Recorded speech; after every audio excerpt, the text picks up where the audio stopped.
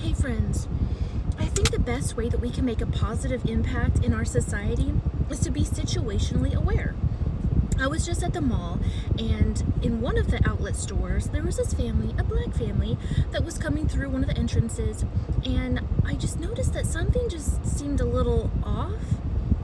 It seemed like two of the people was maybe like a mom and a son, and she was holding his hand. He was probably about 8 or 10, and he was saying stuff like why, what did I do, like I don't know, I don't understand, like please no, like what, come on.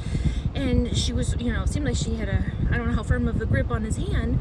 And I wanted them to know that, but not too much at the same time, that my presence was here, and I wanted to be of assistance if I could.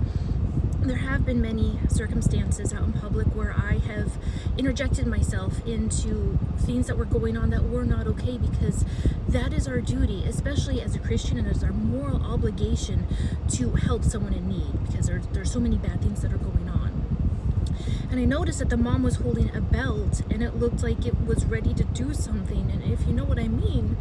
And then there was another fellow white lady that seemed to notice something off as well, and I was like, what do you, oh my goodness, I hope he's okay. She's like, I think he's about to get a spanking. And I'm like, oh no, can we go say something? Can we stop the mom? And I started walking off, and I was trying to discreetly follow them, and then as I'm trying to walk around things, but I don't want them to notice me, but I also do, kind of a thing. They walk out of this store, and then I noticed she didn't have the belt anymore. So this fellow white lady and I crossed paths again in this store, and I said oh my goodness, she put the belt away. I hope he's okay. I hope he's not going to get spanked. She's like, maybe he talked her out of it.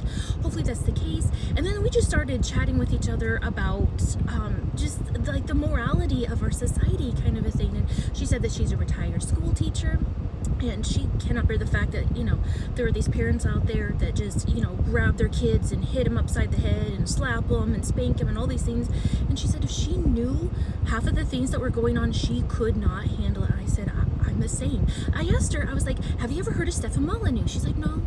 I said, well, everyone labels him as a racist and all these things that are not true, but he's a great podcast guy, and he shares so much wealth of information about gentle parenting and how to respect our children, because we want them to respect us. Well, we have to give that same respect.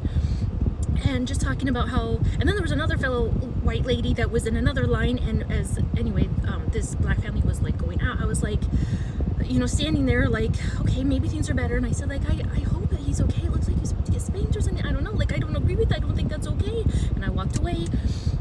But back to this other white lady that she and I, observed the same thing. We were just talking about how, just trying to make a difference. And I said, that is how things change. That is how we're able to bring about good all around us, everywhere we go, is because of interjecting, because of stepping in when things are wrong, when things are not going okay.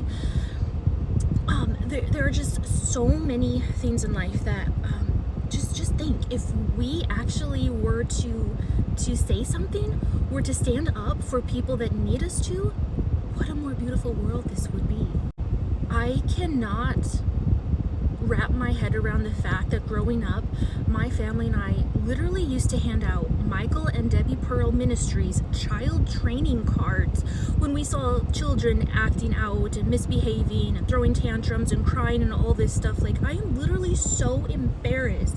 I am so not okay with that, I mean, given the fact that that's how I was raised, it was such a normal thing. You get spanked. That's the majority of the discipline that happened in my family's household. And for the longest time, I thought, yes, that's what you should do. That's right. That's normal. It's biblical. Yep, you spank your children. Parents get really creative with the types of things that they use to, spank their children with.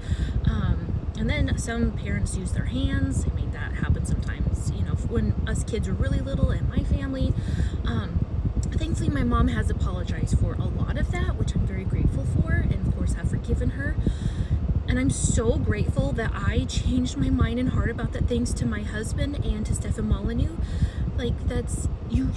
Parents should not be spanking their children.